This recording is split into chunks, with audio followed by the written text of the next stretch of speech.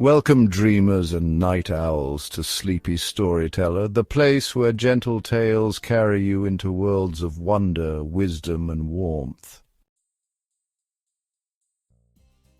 Tonight, we invite you to settle in, take a deep breath, and let your worries drift away like ripples on a quiet pond.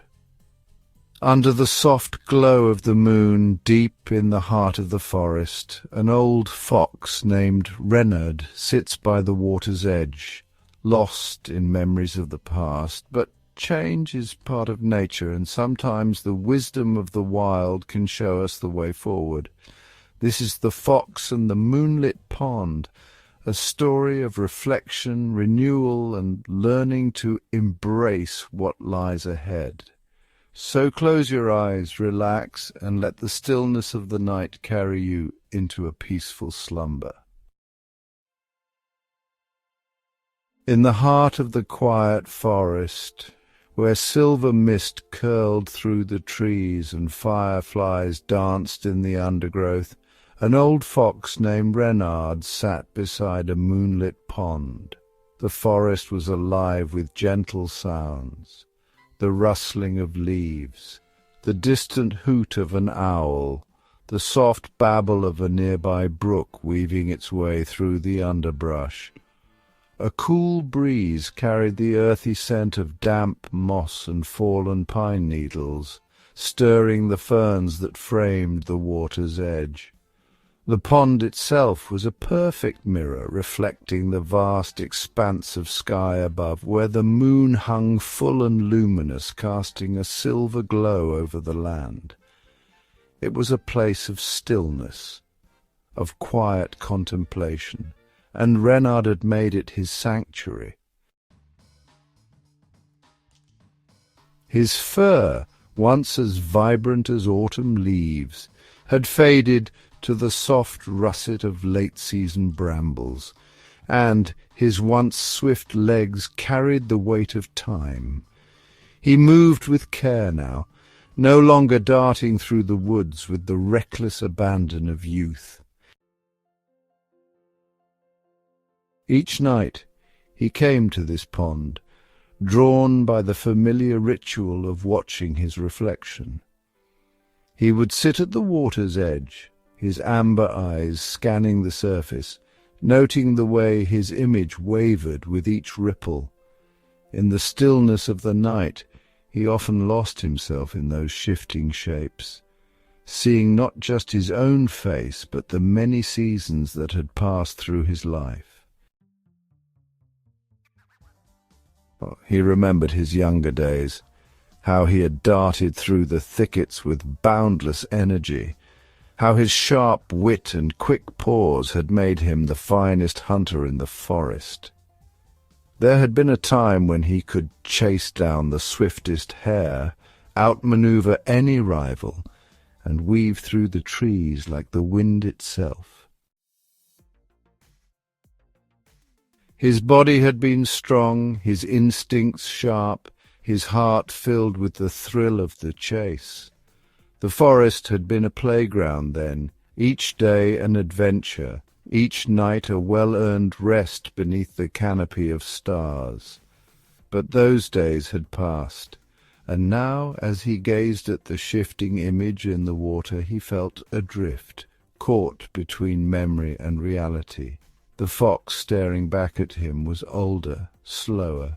He had lost the fire of youth, and in its place a quiet longing had settled deep within him.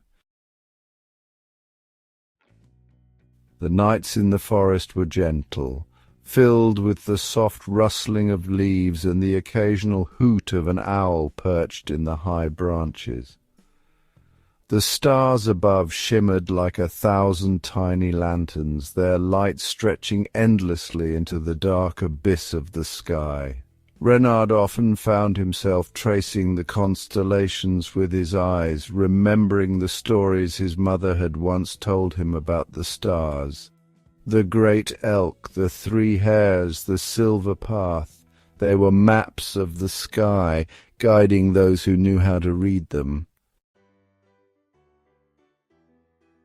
But even these stories, once comforting, now felt like echoes from a time he could no longer grasp.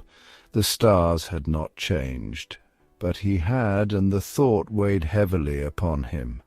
One evening, as the moon cast a silver path across the pond, a graceful heron descended from the sky, her wings outstretched like a veil of mist.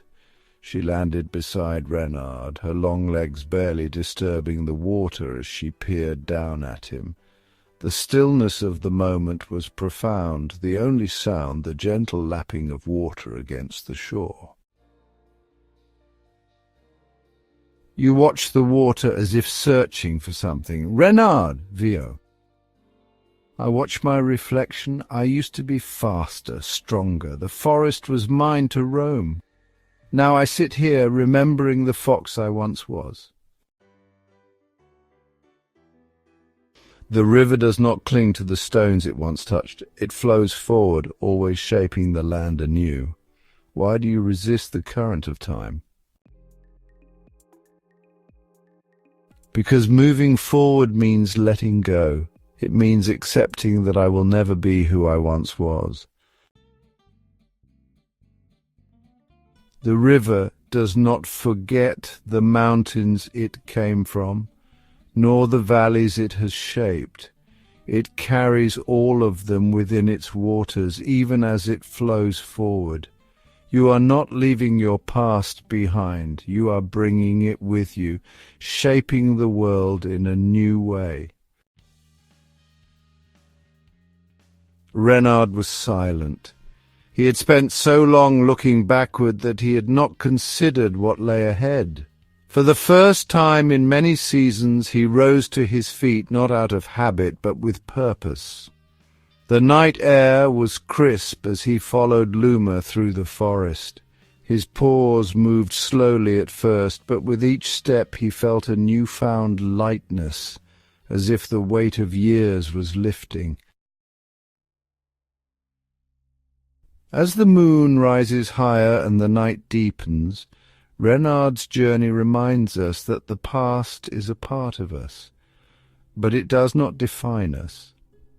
Like the flowing river, life moves ever forward, shaping us in new ways with each passing season.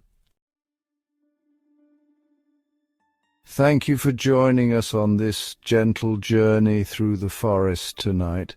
If you enjoyed this story, don't forget to like, subscribe and ring the bell so you never miss a chance to escape into another peaceful tale. Until next time, rest well, dream deeply, and let the quiet of the night bring you comfort. Good night.